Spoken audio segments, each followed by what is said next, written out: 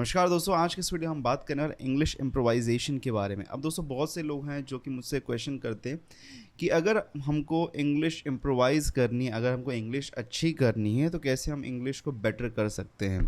अब जैसे कि आप सभी लोग जानते होंगे, मेरे पास में ऑलरेडी कुछ चैनल्स हैं जिसके ऊपर मैं हिंदी में भी मेरे पास में चैनल है और इंग्लिश में भी चैनल है। और मैं आपको बताना चाहता हूँ एक चीज़, जो छोटी सी बात है वो ये है कि मेरी इंग्लिश बहुत ज़्यादा अच्छी नहीं थी इनिशियल टाइम में। मैंने सीखा है, मैंने डेवलप किया है इसको। और अब जब लोग, मेरे जो आसपास में लोग हैं जो पहले बात जानते थे कि मेरी इंग्लिश बहुत अच्छी नहीं थी और मैंने उसको इम्प्रोवाइज़ किया है, तो अब वो लोग पूछते हैं कि आपने कैसे इम्प्रोवाइज़ किया। अब देखिए, बहुत सी चीज़ें जिसको मैंने यूज़ किया और लगभग मुझे आज इंग्लिश सीखते हुए मुझे लगभग 10-12 साल हो चुके हैं और इतने सालों के बाद में मेरी इंग्लिश अच्छी हो गई है। तो अब यहाँ पे क्वेश्चन लोगों का आता है कि इंग्लिश इम्प्रोवाइज़ करें। तो आज मैं आपको एक छोटी सी स्टोरी है जो आपके साथ में शेयर करना चाहूँ, जो कि रिसेंटली मैंने पढ़ी थी। और ये एक मेथडोलॉजी जो मैं यूज़ करता हूँ, लेकिन अब मुझे इसके ऊपर एक अच्छा, बहुत ज़्यादा एक अच्छा एग्जाम्पल मिल गया, तो इसलिए मैं इसको आपके साथ में शेयर करना चाहूँ। बिकॉज मैं डायरेक्टली बताऊँगा तो आप इस बात को समझेंगे नहीं। अब यहाँ पे चलिए, स्टोरी क्या है मैं बताता हूँ।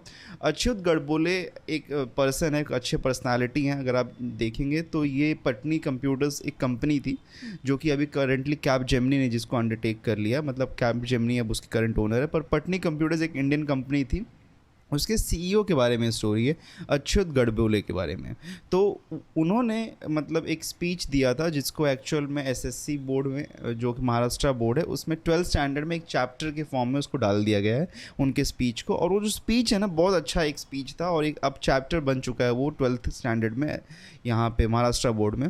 तो उसके बारे में बात करना चाहूँ। उसमें वो बताते हैं कि एक्चुअल में वो बचपन से उनका मैथ्स जो था, साइंस जो था, बहुत अच्छा था और वो पढ़ने लिखने में बहुत अच्छे थे। लेकिन वो सोलापुर एक मतलब गांव से साइड से थे, तो वहाँ पे उनको ज़्यादा मतलब इंग्लिश का अवेयरनेस वगैरह नहीं था। तो उन्होंने 10th स्टैंडर्ड में टॉप किया था, फिर उन्होंने 12th में टॉप किया। तो उसके बाद उनको आईआईटीज़ में एडमिशन मिला, तो बॉम्बे आए वो। तो बॉम्बे जब आए वो, मुंबई आए, तो मुंबई में उन्होंने देखा कि सबसे पहली बार उन्होंने बड़े बड़े बिल्डिंग्स देखे। उस टाइम में मुंबई का नाम बॉम्बे हुआ करता था, तो बॉम्बे लिखते थे। तो हुआ क्या कि जब वो मुंबई में आए तो बहुत सी चीज़ें उनको अलग अलग देखने के लिए मिली, जो कि उनके यहाँ पे गाँव जैसे जो शहर था वहाँ पे तो बिल्कुल भी नहीं था, गाँव वगैरह में तो बिल्कुल भी नहीं था। तो मुंबई में जब वो आईआईटी में पढ़ने के लिए आए, तो आईआईटी में बहुत सारे जो लेक्चरर्स होते थे, जो मतलब जो लेक्चर होते, जो प्रोफेसर्स थे, वो यूजुअली इंग्लिश में लेक्चर लिया करते थे। और स्टूडेंट्स भी जो थे मुंबई में रहा करते थे, तो वो भी इंग्लिश में बात करते थे। अब जो अच्युत गढ़बोले साहब थे, इनको एक्चुअल में इंग्लिश आती नहीं थी, तो इनको थोड़ा सा ना अनकंफर्टेबल फील होता था। इन्फीरियरिटी कॉम्प्लेक्स आप जानते होंगे, जैसे जब आप किसी और को कोई चीज़ आए और आपको नहीं आती है, तो इन्फीरियरिटी कॉम्प्लेक्स ऑटोमेटिकली आ ही जाता है अंदर। तो वो मतलब इंग्लिश जब यहाँ पे मतलब आए तो देखे कि इंग्लिश बहुत ज़्यादा लोग बोल रहे हैं।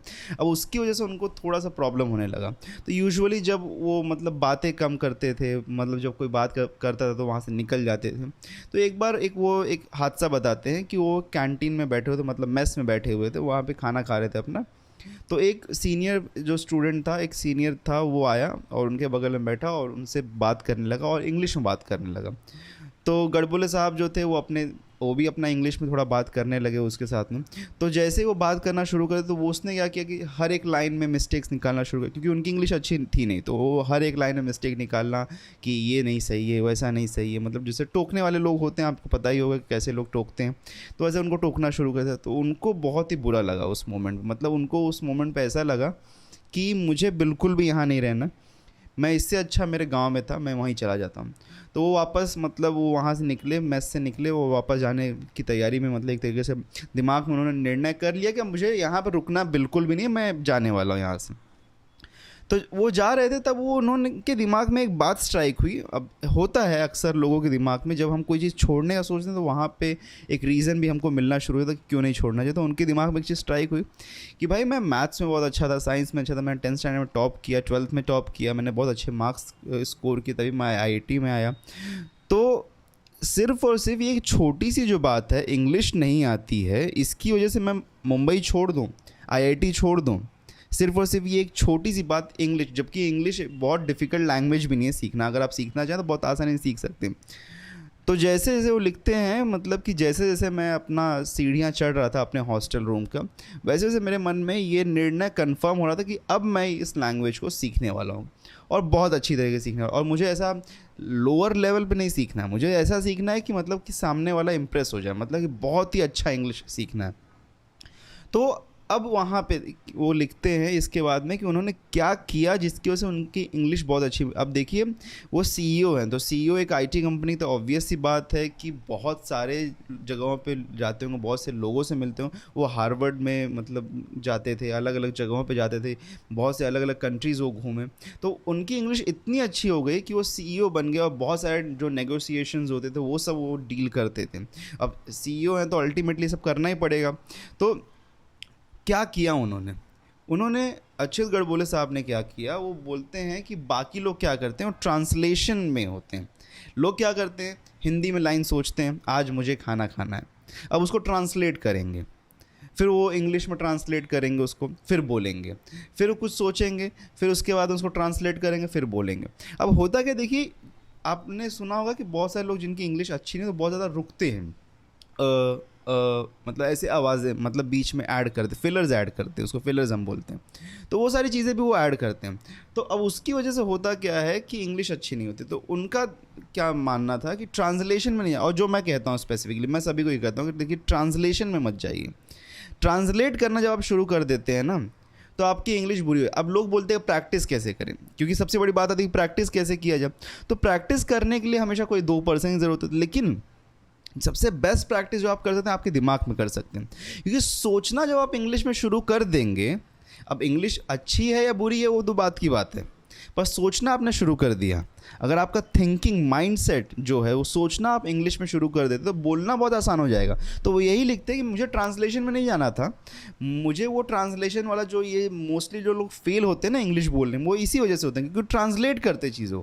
जब आप ट्रांसलेशन गेम में चले जाएंगे तो आप बोल नहीं पाएंगे, और उन्होंने वही नहीं किया। तो उन्होंने ट्रांसलेशन जो सबसे बड़ी गलती थी वो नहीं, फिर उन्होंने लिखा कि वो हर एक जो वर्ड्स है उसका रूट समझने की, उसका प्रोनाउंस कैसे करते हैं, वो कैसे करते हैं, सारी चीज़ों को समझना शुरू कर दिया, एकदम डीप से बेसिक से उन्होंने शुरू किया। रीडिंग शुरू की, फिर स्पीकिंग शुरू की, डिफरेंट चीज़ें हैं। उस सब चीज़ों पे हम लोग बाद में आएंगे कि क्या क्या चीज़ें करनी चाहिए आपको इंग्लिश इम्प्रोवाइज़ करने के लिए, मेथडोलॉजीज़ क्या क्या है, कैसे आप बेटर इंग्लिश इम्प्रोवाइज़ कर। लेकिन एक चीज़ जो यहाँ पे बहुत इंपॉर्टेंट है ना, ट्रांसलेशन वाली।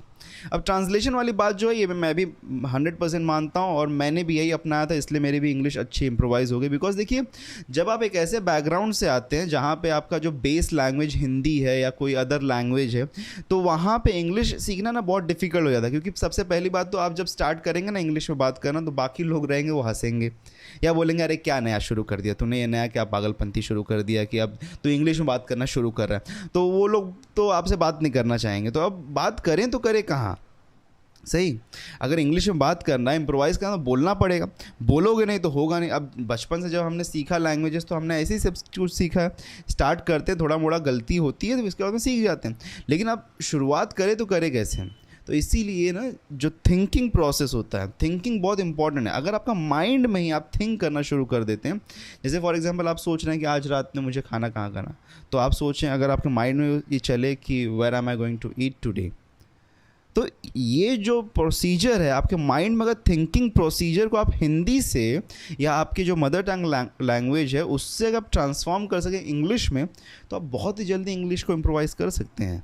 तो ये बहुत ही इंपॉर्टेंट लेसन है यहाँ पे कि अगर आपके थिंकिंग प्रोसीजर को आप ट्रांसफॉर्म कर सकें आपके मदर टंग लैंग्वेज से इंग्लिश में, तो आपकी इंग्लिश बहुत अच्छी तरीके से बहुत ही जल्दी सुधर सकती है।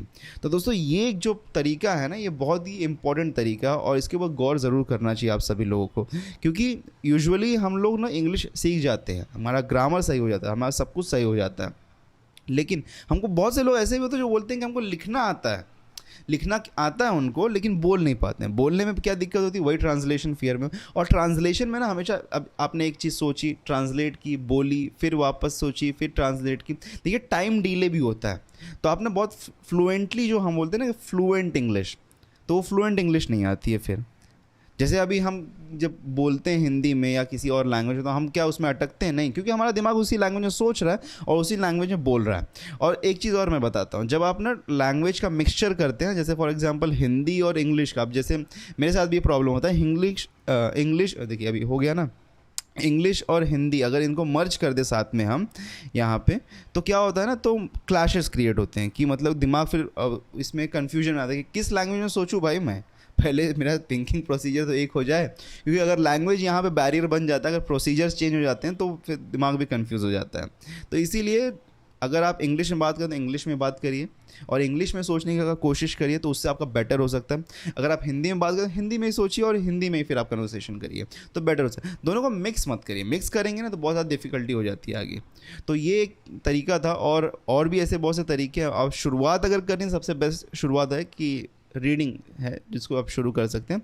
बाय द वे उसके ऊपर हम एक अलग वीडियो लेके आएंगे किस तरीके से आप इंग्लिश को, मतलब कौन कौन से तरीके जिसको यूज़ किया जाता है इंग्लिश को इम्प्रोवाइज़ करने के लिए, लेकिन उसके ऊपर हम किसी और वीडियो में बात करेंगे। ये वीडियो आपको कैसा लगा है इसको ज़रूर आप हमको नीचे कमेंट करके बताइएगा, या फिर कोई स्पेसिफिक टॉपिक है जो आप चाहते हैं कि मैं इंग्लिश स्पीकिंग के ऊपर लेके आऊँ तो उसको भी आप नीचे कमेंट करके बता दीजिएगा। ये मेरा पहला एपिसोड था इंग्लिश के ऊपर, तो आप बताइएगा कैसा आपका रिव्यूज़ हैं, क्या फीडबैक्स हैं, हम उसके ऊपर वीडियोस बनाएंगे ज़रूर, और मैं इसको कंटिन्यूस रखने वाला हूँ। तो अगर आपको वीडियो अच्छा लगा तो लाइक भी कर दीजिए, सब्सक्राइब भी कर दीजिए अगर अच्छा लगा हो तो। तब तक के लिए गुड बाय।